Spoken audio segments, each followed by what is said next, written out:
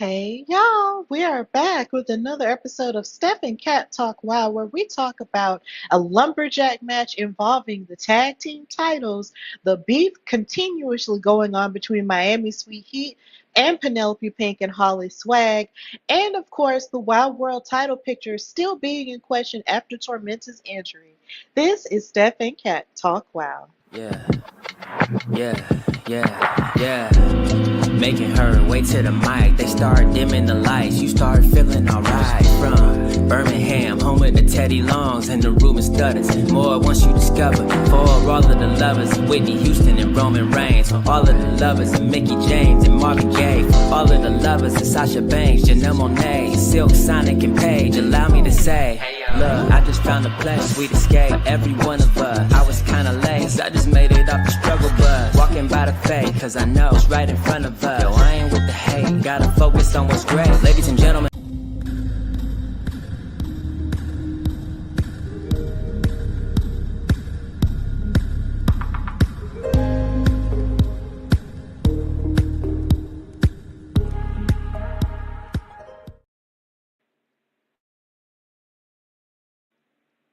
Hey y'all, welcome to a new episode of Steph and Kat Talk WOW, brought to you by the Hardy Wrestling Podcast and In Cat We Trust. Of course, I'm your girl Stephanie Hardy, host and creator of HWP Extra, and of course, co-host of this fabulous platform. But sadly, I am here by myself. It's just me, Oos. Katrina could not make it because her schedule has just been very busy, but we're sending her good vibes and all the good things for everything that she is doing in wrestling, in writing, and in everything else that she does well. We're sending her good vibes. So, yeah, you are just here with me on this double dose episode of Steph and Kat Talk WOW. Life has been lifing for your girls. So, I'm just really happy to be in front of you guys who are watching live on YouTube and Facebook. Thank you guys so much. And of course, if you're going to watch this later, thank you for that as well. And just thank you for the constant support, love, and prayers as life's journeys become really crazy, but at the same time, being surrounded by support and love is what's going to get you through all of it. And I'm just really happy to be on the other side of some crazy things. So, yeah, we're here to talk some wrestling. And it's been a minute, but we're here to talk about the last two episodes of WOW Superheroes Women of Wrestling.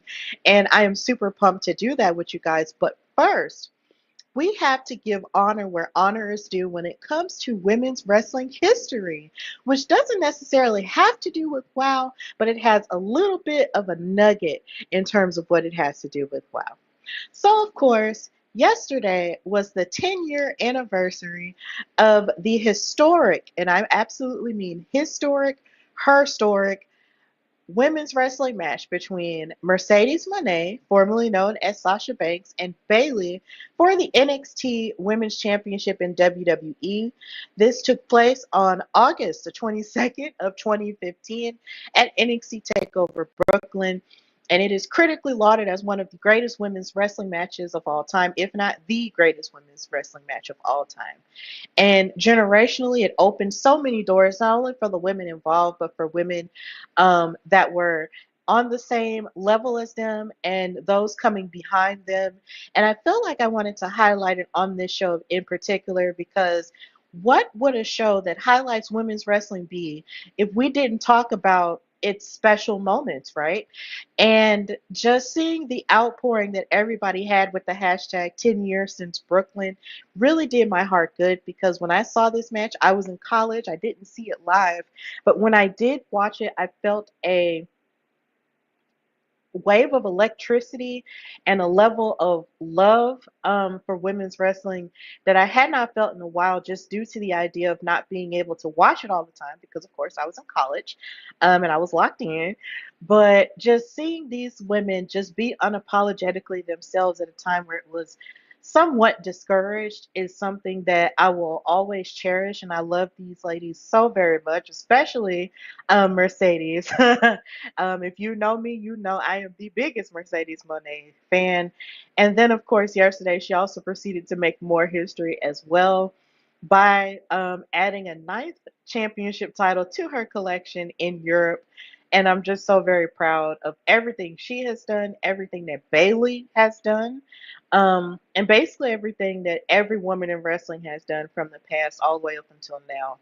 And I just wanted to talk about it here. And even with the hashtag, it was also mentioned that a part of this match was used in the intro to Netflix's Glow series. And of course, the Glow series was based off of the Glow TV show, which David McClain, the creator of that and WoW, had basically helped create.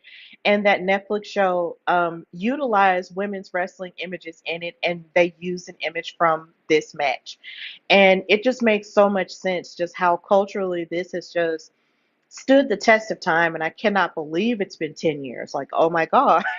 I feel like I was a completely different person. I was 21 years old when this match happened. I was about to turn 22, and everything was just so different. But what hasn't changed is, of course, the love and passion that I have for women's wrestling, and just, so much has changed, but that hasn't.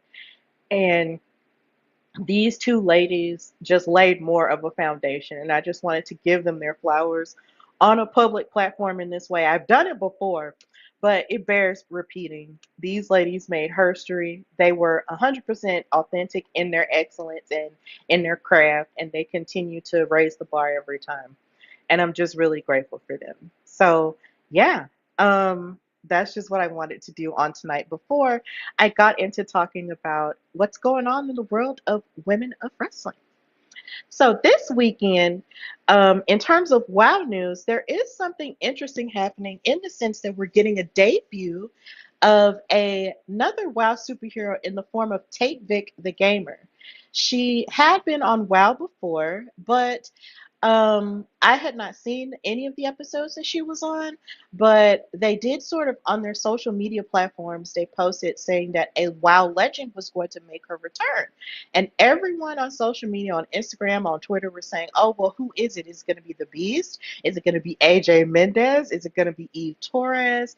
Could it be, just so many women who could very well be on there?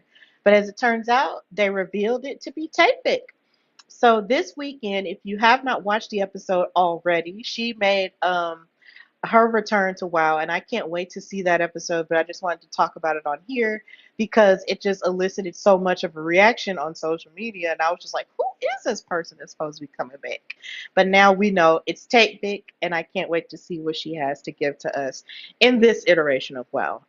Really pumped. It's gonna be cool.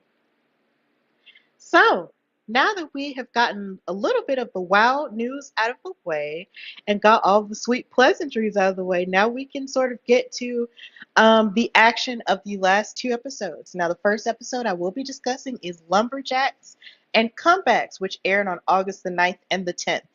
So, right as the episode came on, they showed a recap of the beef between Lindsay and Lori Carlson and Penelope Pink and Holly Swag, the Wild Tag Team Champions, and what led to the decision being made about, of course, the match that's going to take place later. But as the episode started, our first match was between Sylvia Sanchez, the Lone Bandita, and Nikki Nashville. Here again, another new WoW superhero. And a picture was shown in the corner of David McClain wearing one of her hats. And it was just really adorable how they showed that. And then Nigel Zane actually compared him to Porter Wagner, to which I actually had to admit to myself, like, I really have not heard of Porter Wagner. And I Googled him and found out that he was a country singer from Missouri, and that he was known as Mr. Grand Ole Opry. And he actually developed a duo with Dolly Parton, who is one of my favorite country artists and just favorite people on the planet as a whole. So I love learning about country music at this point. So I just really enjoyed learning that little bit of information. So this match was really good. I enjoyed it thoroughly. This was a really good opening in terms of an episode of a solid match. In terms of starting off, wow, Sylvia tried to give a waist lock to Nikki, but then of course Nikki reversed it into a takedown to Sylvia. Sylvia, a lot of her pinning combos and a lot of her submission work was on hand in this match of trying to take Nikki down. But of course, Nikki was able to use a lot of her strength and a lot of her brute strength and hard hits in order to battle out of Sylvia's different parts of her arsenal and everything. So this was a pretty good match for the most part. Nikki hit two clotheslines and a spin kick in order to get the upper hand and hit a really cool leg lariat. But then surprisingly, Sylvia kicked out of that. Then Nikki lifted Sylvia, and then Sylvia elbowed out and then hit a Thez press, but then she missed a blow as Nikki moved out of the corner. And then Nikki gave an elbow to the face and a sidewalk slam. And just when it looked like Sylvia was about to kick out at three, the referee proceeded to still count three, and Nikki was declared the winner.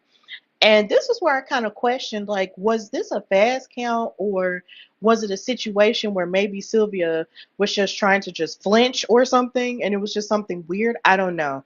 But either way, Nikki Nashville got the upper hand, and she's someone who I am really happy to see more of on this show because even though there's a lot of technicians on the show of WoW, Nikki is definitely like a powerhouse of a wrestler. And I'm really glad to see her sort of finding her footing amongst all of these superheroes that we're used to seeing.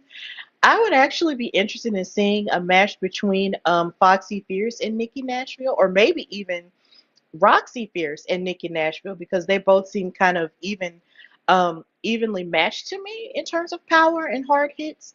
But who knows what we'll see in the future? Of course, we are coming up in the last few weeks of this season that we're in of WoW, and then of course the new season will start. So who knows what matchups we will see in the future? But Nikki Nashville is somebody who I can't wait to see more of as the show goes on. But she definitely held her own against Sylvia Sanchez. But even though that count was a little bit questionable, um, she got the upper hand and she won. So there was a part of me that kind of wanted a rematch, but I guess we'll just have to wait and see what happens there. So after that, we moved into match number two, which was Animal Instinct versus the Mighty Mites. They have been the animal actually Goldie and Katarina have been talking trash at the Mighty Mites for the past couple of weeks anyway, basically just undermining them simply because they're a little bit bigger than them in terms of build.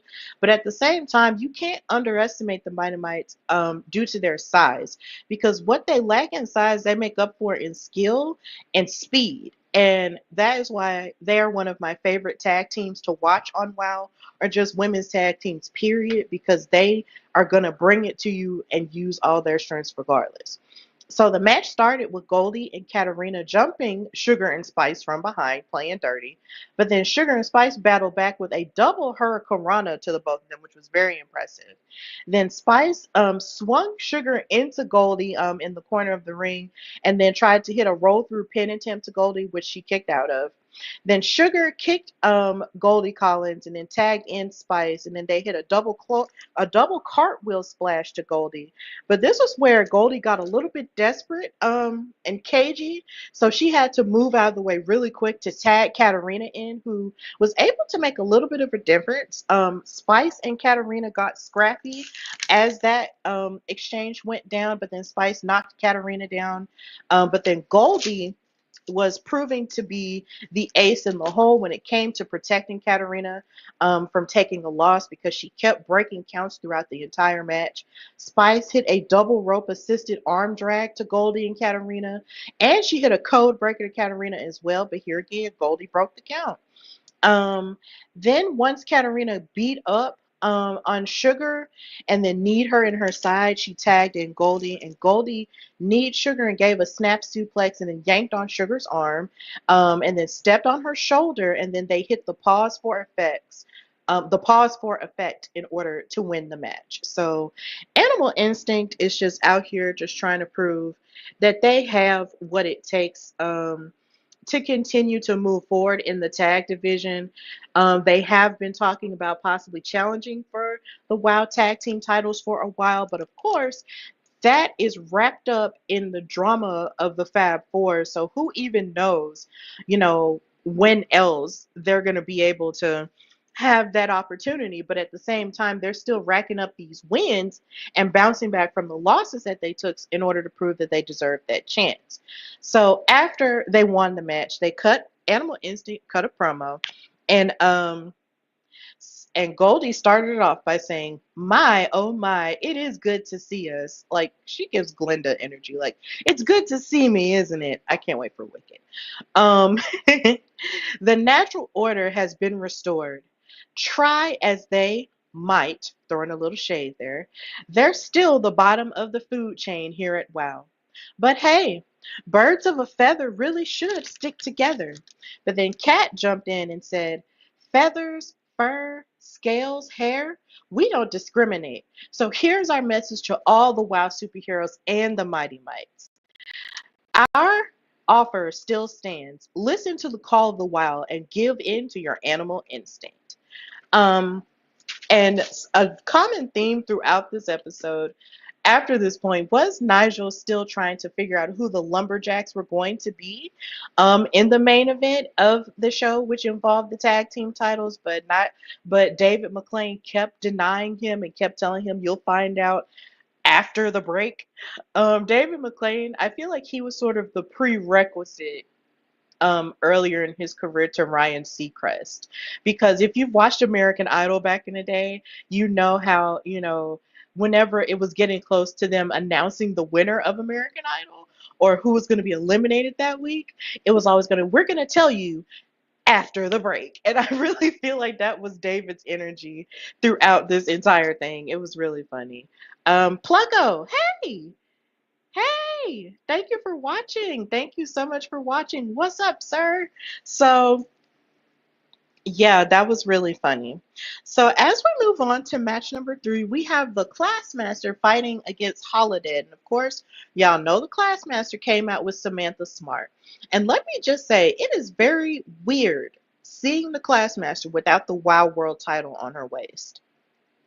She looks kind of naked. It's weird. Um, to see her just walk out there without that extra confidence she had as the champion and that extra confidence that even Samantha Smart had. But one thing is for certain, and two things is for sure. They were they are feeling the vengeance. Like they are feeling the anger. Like they want their title back and they find it very insulting that they have to, work their way back up the ladder like everybody else again because here again they're IQ superior and they think they're better than everybody else and all of the above. But of course, I looked forward to this match with Holiday because the Classmaster and Holiday are very evenly matched women. They're both very tall, very powerful. They will hit you hard, kick you hard, and all of the things. So, needless to say, I enjoyed this match very much. There was a point, as you can see, where Holiday even pulled the Classmaster out into the ring and was giving her clubbing blows into her chest. It was so funny to see how the Classmaster realized that she could not push past Holiday the way that she's pushed past everybody else on the WoW roster because they're evenly matched and they're both very much tall. And Holiday was like, "Look, ma'am, you're not going to do this to me." After the Classmaster battled with a clothesline, Holiday battled back with forearm shots and tackled her down and gave her 2 atomic drops and then tossed Classmaster out of the ring, gave clubbing blows on the apron like I mentioned earlier, and Samantha Smart turned out to be the X factor in this match because every time she kept interfering, the Classmaster, of course, would find her way back into the advantage point of the match. And it was just so irritating. Like, Samantha, why can't you ever just mind your own business? Mind your own business. It's almost like for all of the interference that she does, you would think that she would have her own sort of wrestling career in a degree. Like, why aren't you fighting for yourself? Like, why can't you and the Classmaster have a tag team if you want to be in the ring so bad? But she just wants to play mastermind. Before being anything else. And it's just like, girl, I'm just so tired. I'm really tired. But in the midst of Samantha getting involved and also choking Holiday with the yardstick, The Classmaster blasted through Holiday until she ducked a kick from her, and then Holiday was kicking the Classmaster's thighs after hanging her up between the ropes and the turnbuckles. But then, of course, Samantha distracted Holiday, and then the Classmaster was able to hit a DDT, and this was where we thought the match was going to be over. But Holiday kicked out. And then in the midst of it, here again, Samantha getting herself tied up in the business that didn't involve her for real. Distracted Holiday again, and Classmaster hit the expulsion finisher for the win. So now she has that win up under her belt. And afterward, not the Classmaster, Samantha cut a promo saying, "I'm feeling generous this evening. I'll actually give you two options tonight. You can either shut up or you could boo yourselves, you low IQ blubbering fools. That belt, the WoW World Championship, should be ours. We are coming back for it." And then she told the audience to shut up because she was speaking. "This moment marks the beginning of our rise, a new IQ superior era, but this time our reign will be absolute." So, like I said, she thinks she's Ricky Saints, where she wants to be absolute in all things, and she wants to go after the Wild World title again and make her reign more absolute. But here again, I feel like one thing that irritates me the most also about Samantha is just for all of her talk of being absolute, it's like you keep cheating. And then you keep cheating for the Classmaster. You're not letting her speak for herself. You barely let her fight for herself. And it's just like, girl, what type of absolute dominance do you expect her to have if she can't do this on her own? It's like, it's almost like she thinks that she might be smarter than the Classmaster. I don't know. And it's just really irritating for me. So, Samantha, it's just aggravating. But of course, we still don't know the state of the Wild World title at this point because we haven't seen Tormenta, the actual champion, since she got injured in her championship match against Reina Del Rey. So, we're still keeping our eyes open for updates involving that. But I hope she is doing okay. But at the same time,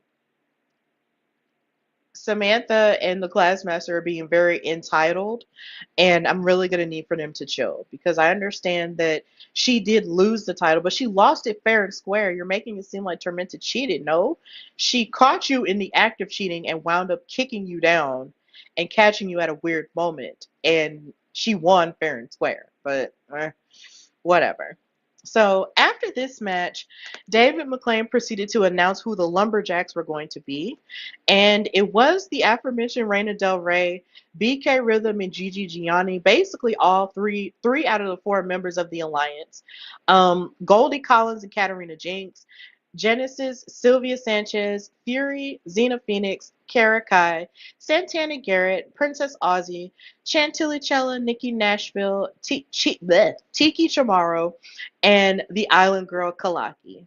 All of those women were the Lumberjacks to the main event for the WoW Tag Team Championships.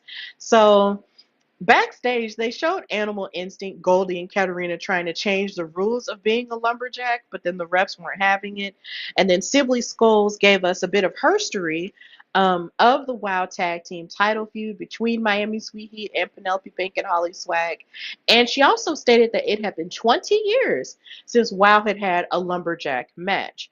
So in the midst of this, while they were giving the rundown of the history of it for WoW, a part of me was thinking, because of my past knowledge of being a wrestling fan, a part of me was just like, so are the girls going to get involved and actually start beating up on the participants in the match? Because, of course, if you've watched any form of wrestling over the years with the lumberjack or lumberjill match, you'll have like the heels beating up on the baby face, or you'll have the baby faces beating up on the heels in the lumberjack or lumberjill match.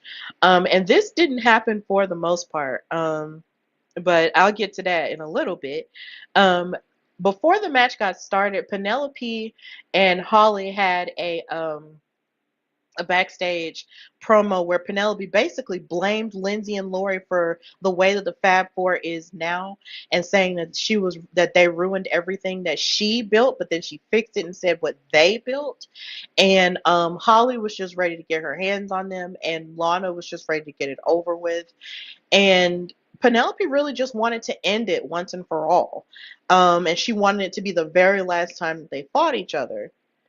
But this was where it got kind of hairy, because as the lumberjack match got started and as they were fighting for the WOW tag team championships, this match wasn't even a technical tag team match in the sense that we're used to seeing from the Carlson twins and Holly and Penelope. This was just a brawl. It was a brawl. Like, there was no describing in any way, shape, or form outside of it being a brawl. And of course, the Lumberjacks were out there to even up the odds and throw the girls back in the ring, fair and square, like they were supposed to do, until everything just kind of fell apart. And um, it was just crazy. So once the match got started, Holly's crazy behind decided that she was going to start talking trash at all of the Lumberjacks. And I'm just like, girl, these are the people who are trying to help you stay in the match, and you're talking crap at them. Holly is crazy. Then Lana Starr was on commentary, and she really was. It's like she was definitely, of course, rooting for Penelope and Holly, but she was just being so rude to Lindsay and Lori, as if they weren't a part of one of the most dominant factions throughout all of WoW in these past 2 years. It was just so crazy. But in the midst of this, Penelope and Holly did have an upper hand. But like I said, it was more of a brawl between these ladies than it was like a calculated tag match.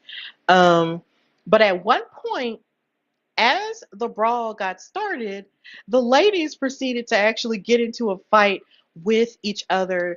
All of the women fought up the ramp, down the ramp, and all of the above. It just was not an organized lumberjack match in the ways in which, we've seen before. Everybody started falling out. The match proceeded to continue, but then eventually the twins, as they were fighting in the match and stopping a mud hole in Penelope and Holly, everybody was just fighting. It turned into a brawl. They kept fighting up the ramp and even towards their iteration of gorilla. And that's where the episode ended. So the match ended in a no contest. Penelope and Holly are still technically the WoW tag team champions. And this feud, I guess, is just going to continue to go on for as long as they decide it continues to go on. Because every time they keep saying, "Oh, we're going to get a definitive winner here," we just don't get one. It's always a brawl. There's never a definite finish. And I wrote down in my notes, so if they're going to keep brawling like this, do they just need a street fight or a no holds barred match, or do they need a cage? Now, mind you, I've never seen a tag team match really participate. Like, well, actually, no, let me not lie. I have seen a steel cage tag team match because the New Day and the Usos had one. If WoW has a cage, they might need to pull it out of their basement and put the Carlsons and Penelope and Holly in it in order to even the score. And that cage needs to have a roof. I don't care what color it is. If it has to be a purple cage, a silver cage, any other form of a feminine color of a cage, put those ladies in it and let them settle it that way. A wow in a cell. Wow in a cell. I feel like that's the only thing that can really solve it. Like, put these ladies in a cage. I guess we're just going to have to see how the picture of the tag team titles goes, but that was the end of Lumberjacks and comebacks. So, yeah.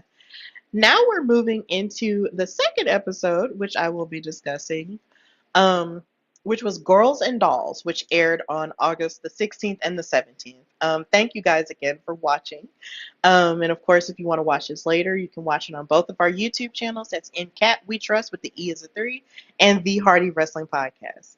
So, The beginning of Girls and Dolls started with a recap of course, the blow up of the Lumberjack match, but then it started with a proper match between BK Rhythm and Gabriella Cruz, another new wild superhero.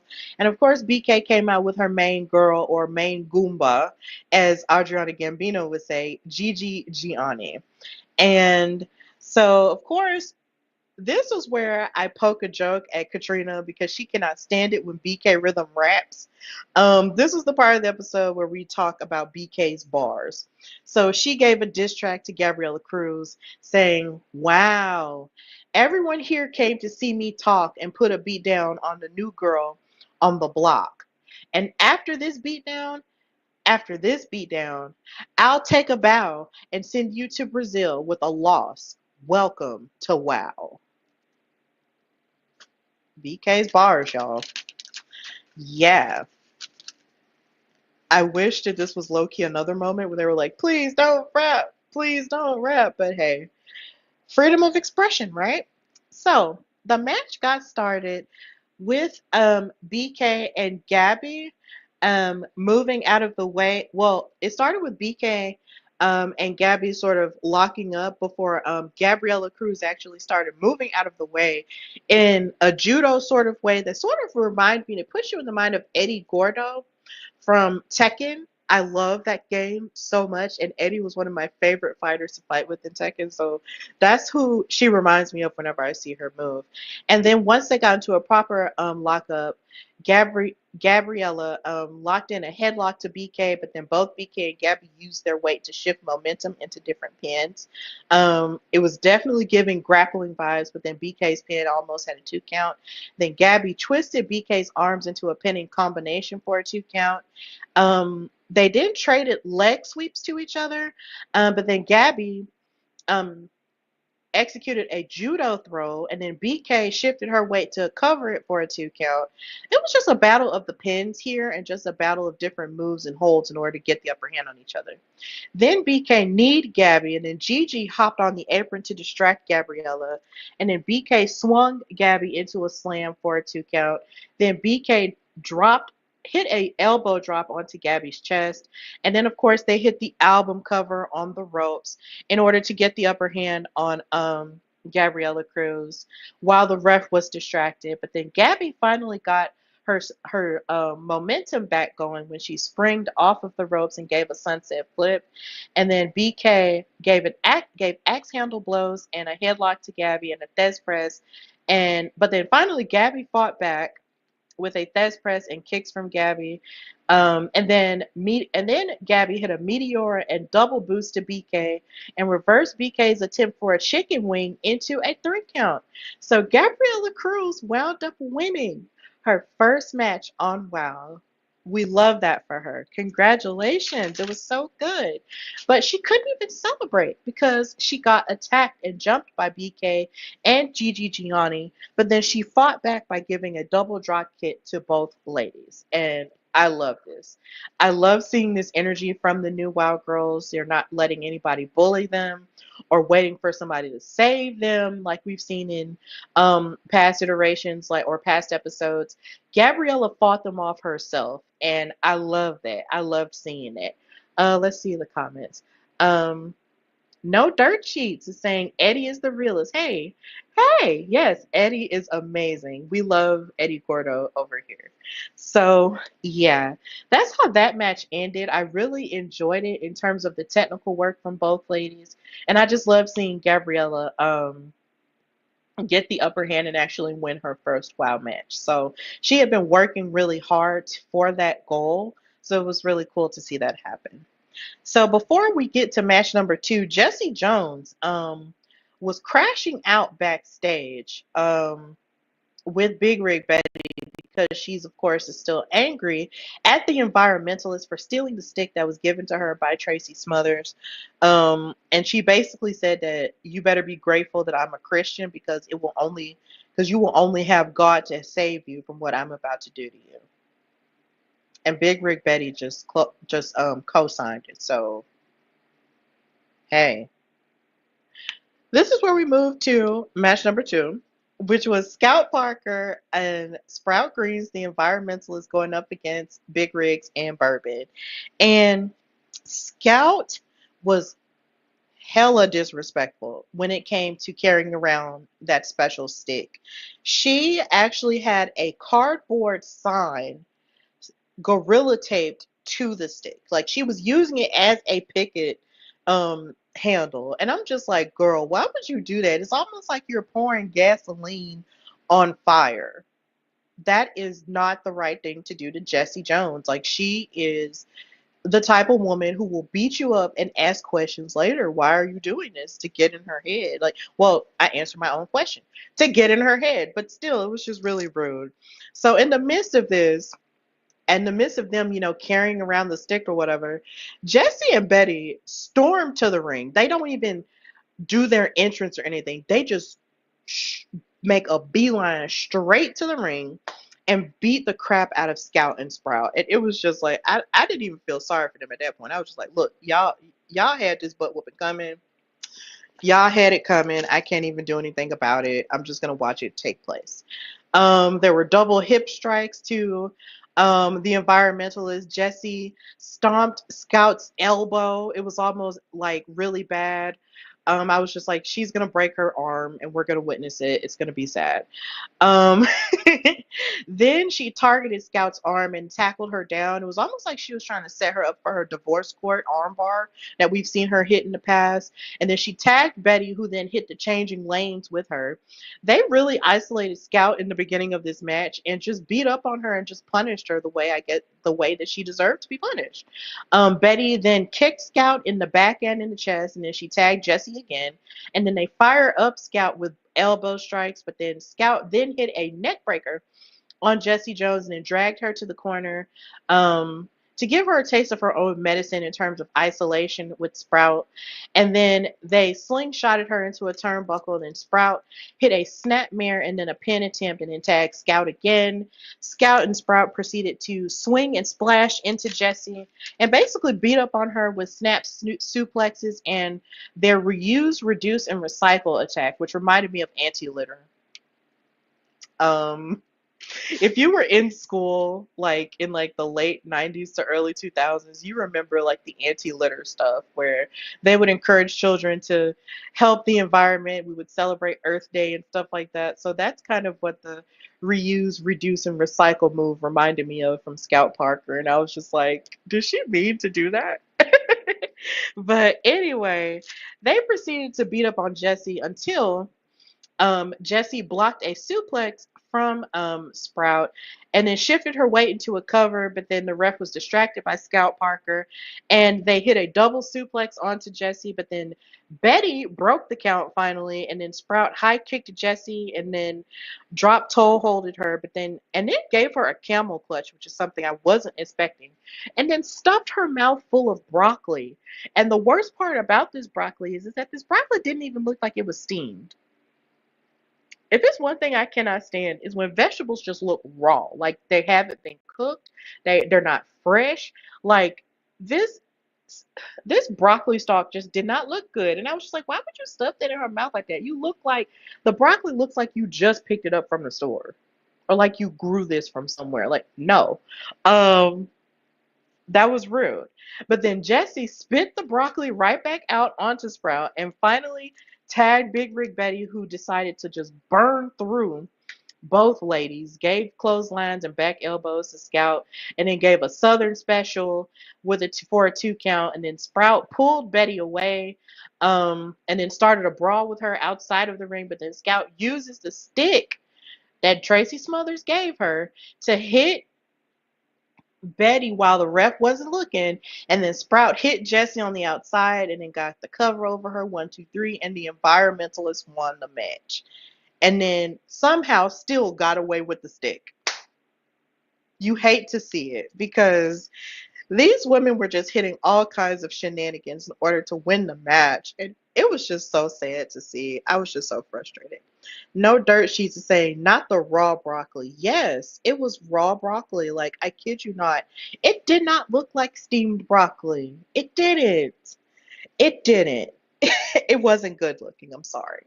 But I hated that they resorted to all of these shenanigans and proceeded to insult Jesse and Betty and their way of living and how it's not clean, and then told them hashtag go vegan, hashtag take a hike. And in the midst of them cutting this promo, Jesse proceeds to attack them and try to like grab at them and get her stick back, but then they run away because they're too fast and she's beat up. So I'm more than sure that this fight is not over until Jesse and Big Rig Betty get that stick back. And I can't wait to see what happens there. It's going to be really interesting. So after this match, they gave a recap of the WoW Trios champions top tier attacking Daisy Lane and tearing up little Daisy the doll. And it was just so crazy looking at that again and just how it made David and everybody else and Nigel and everyone else feel some type of way, considering they were acting like bullies. So in the midst of this, Sibley Skulls catches top tier backstage and asks them, how they were feeling ahead of their trios match. And Coach Campanelli made fun of the family dynamic that Fury, Chainsaw, and Daisy Lane had going on, and basically said that it doesn't matter what type of dynamic they have going on, they're just going to beat them. And then Crush proceeded to go on an evil rant um, and calling out all of heavy metal horror, and it was just really bad to the point to where Coach had to snatch the microphone away from her and Gloria had to calm her down. And I'll have more to say about Crush a little bit later, but they seemed very unapologetic about bullying Daisy Lane the way that they did and snatching her doll away from her. And so this leads into the third match, which was for the WoW Trios titles between Heavy Metal Horror slash Monsters and Metal. That's the team that's really their name, versus Top Tier. And I was really hoping that Monsters and Metal really did have a chance at those trios titles, because as much as a well-oiled machine as Top Tier is, I feel like the thing that Chainsaw, Daisy, and Fury have over them is just the fact that they all have their different strengths and they play to them very well. And then they have like Chainsaw, who is just full of brute strength, who could just run through all three of them, and that's exactly what happened in this match. It was absolutely nuts. Um, but once the match got started, Coach made her entrance alone down the ramp. But then Gloria and Crush jumped Heavy Metal Horror from behind, and then Coach attacked Chainsaw before she was able to hit Crush and Gloria with a double choke slam. But then Fury, Daisy, and Chainsaw proceeded to fight back and show what great chemistry they had as a trios team. And at one point, Daisy Lane hit something of a code red um onto Coach, and it was just really cool. And I was just like, okay, Daisy, I see you've been working in the lab and getting your stuff together. But in the midst of this, they were able to isolate Daisy, as you can see in that picture, and hit all of their moves on her, stomp her, knee her in the face, and lock her in an armbar variation. Um and in the midst of this, Crush got her fingers bitten. Daisy bit Crush's fingers, and this made me so happy because those are the hands and the fingers that she used to rip up the doll. So, what other way, other than taking her title away, can you get back at her besides biting her fingers? That was really cool. Then Daisy hit a DDT to Coach and then tagged Chainsaw, who basically, like I said earlier, barreled through all of Top Tier and almost got the upper hand on them until um, Chainsaw threw Daisy with the to prepare for like the graveyard smash, but then Crush lifted her knees to block it, and then Coach and Gloria attacked Chainsaw and attacked Fury outside as Crush covered Daisy for the 1, 2, 3. And Top Tier are still our WoW Trios champions, but I will venture to say by the skin of their teeth, because like I said earlier, the chemistry of Fury and Chainsaw and Daisy Lane was well shown and well highlighted in this match. And they definitely almost had them, especially when Chainsaw came in and barreled through all those girls. There is no amount of strategy that can take down raw power and raw anger. And that is what Chainsaw had on them. And that's the reason why they had to resort to, the desperate move of Crush lifting her knees in order to block the effect of that graveyard splash. So, as much as they wanted to brag at the end of the match, they really won that match by the skin of their teeth. And I really, really do hope that Heavy Metal Horror does get a rematch down the road because they almost had them. They really almost had them. And to Top Tier's credit, they didn't even cheat to win this match, but they won it by the skin of their teeth. Which leads me to this. If you can see on the screen, I on Twitter at Queen Steph Hardy, follow me, tweeted and said, "Look, I'm gonna need Heavy Metal Horror to do your thing and take the trios titles off of Top Tier." And then Crush decided that she was gonna respond and say, "Wow, never knew you'd fall under fair weather. Should have known you were biased against me when you said the princess didn't deserve what happened to her over a year ago," with a vomit emoji. Now, in the entire history of me covering WoW, I have only ranted and gone in on one person, and that's Penelope Pink. If you've been watching me for, because you've been watching me cover WoW for all these years, you know that me and Penelope Pink had a very big beef going on, and that was pretty high profile. But now, um, I feel like watching the trajectory of Crush go from this sweet girl who wanted to prove herself as a great fighter and as a great wrestler transitioning from boxing into wrestling, and watching her having to fight for the honor of her grandmother and those boxing gloves that were stolen, and watching her even fight for the WoW World Championship at one point, to watching her and her friendship with Princess Aussie fall apart, and then watching her become this aggressive version of herself, has been nothing short of disappointing. It has been absolutely disappointing because how do you go, and David clocked this on commentary, how do you go from being a bullied person to a bullier? That's not how life works. That's not how that should work. If somebody disrespects you or treats you wrong, that does not mean you become a bully and start passing that pain on to other people. And it's abundantly clear that Coach has got your head so twisted that you feel like you need to take all of your training and all of your anger and all of the pain that you felt out on everybody else. And honestly, that makes you pretty sad and pathetic. And for her to call me a fair weather fan really sucked because I've been a fan of Crush since I've started watching WoW, and I always loved her and what she brought, and I loved watching her growth as a wrestler. But watching her become this mean person who's just spiteful and just bullies people who wasn't even bothering her, all for the sake of saying that she's a part of the greatest team in all of professional wrestling, is just really gross.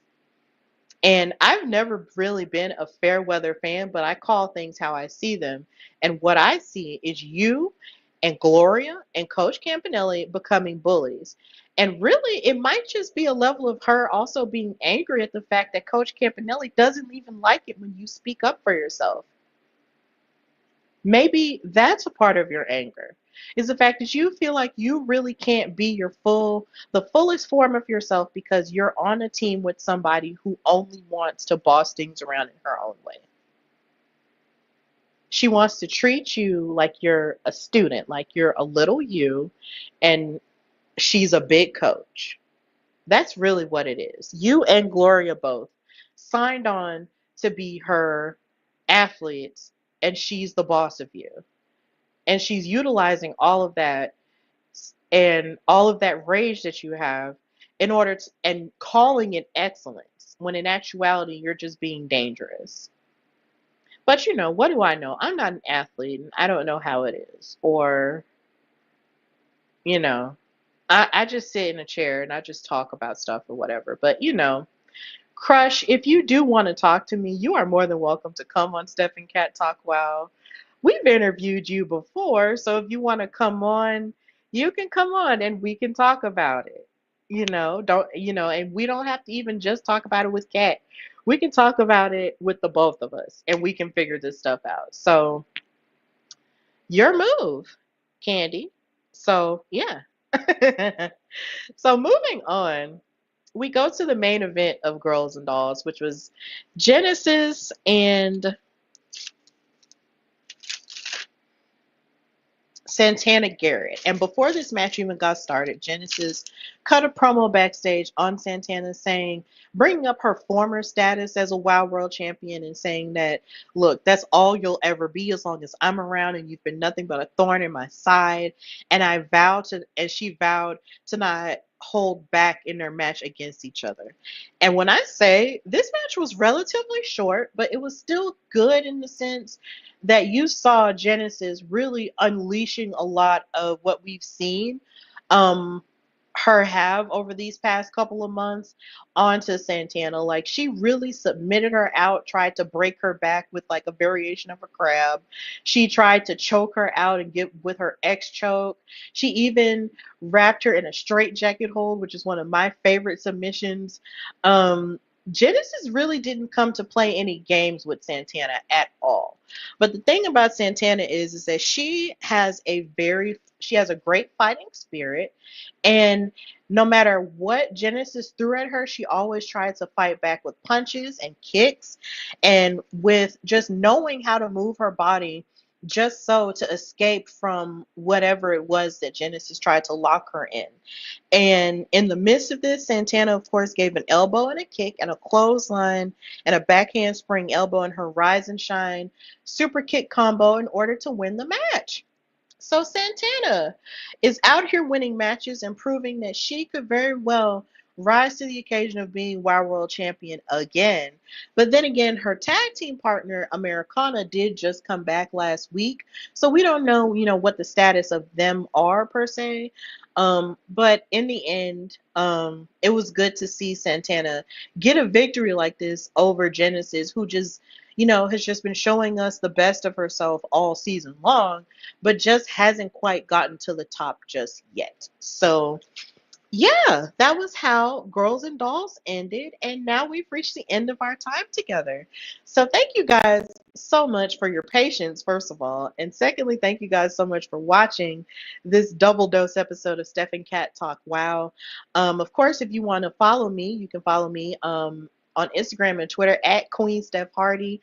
You can also follow my show, The Hardy Wrestling Podcast, on Instagram at Hardy Wrestling Podcast and on Twitter at Hardy Wrestle Pod.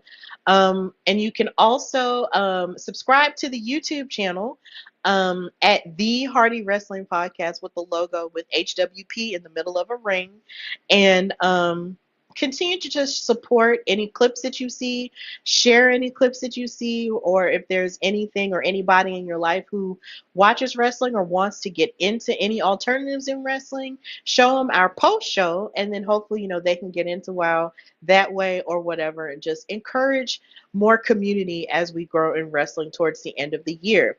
Plus, not to mention, if you want to support WoW Superheroes, you can go on their website, wowe.com, and look up where it comes on for you via your city, your state, your province, wherever you're at, what country, your zip code, and figure out what time it comes on for you on television. It also comes on Vice TV on Tuesday nights, if I'm not mistaken. You can catch it there. You can also watch their 24-hour channel on Pluto TV, and you can watch them on Roku TV, I believe, on their Wrestling Central portal, where they show that and NWA back to back. And you can subscribe to their YouTube channel as well to watch their episodes as they upload them, and also the matches too, and special vignettes and stuff that they post. And just continue to just support women's wrestling as a whole, because the more we talk about growth in women's wrestling, and also just growth for women in wrestling as a whole, from the intellectual standpoint, with interviewing and with ring announcing and with commentary and writing and getting in the writers' rooms and booking and stuff like that, then that's how far women can go in this business. Like it doesn't just stop with the inaction stuff. It doesn't stop at all. But it also goes into the business component and the intellectual component as well. So continue to raise your voices for women in wrestling as a whole. And hopefully we can continue to be a part of the good. Also, read my articles on Daily DDT. I'm still working on some things with them as well, so be on the lookout for that. And just continue to support your girl as she figures out life stuff and figures out wrestling stuff. So, of course, this has been Steph and Kat Talk WOW, brought to you by the Hardy Wrestling Podcast and in Cat We Trust. Follow Katrina as well. And until next time, bye, y'all.